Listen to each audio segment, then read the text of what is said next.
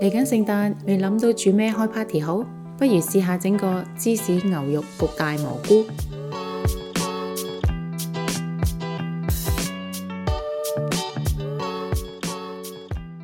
大蘑菇切去丁，跟住用濕布輕抹。免治牛肉加入生抽同胡椒粉醃好，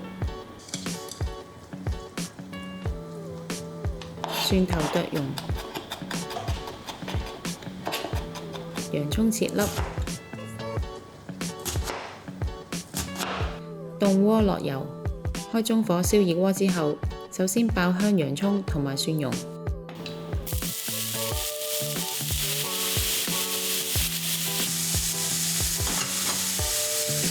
跟住加入牛肉碎，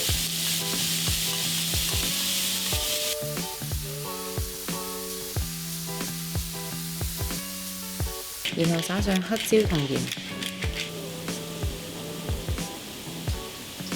將牛肉炒到熟透，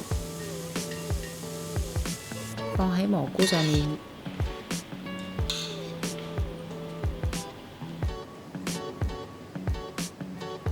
預熱焗爐溫度至180度，將蘑菇放入焗爐焗10分鐘，取出之後灑上芝士碎，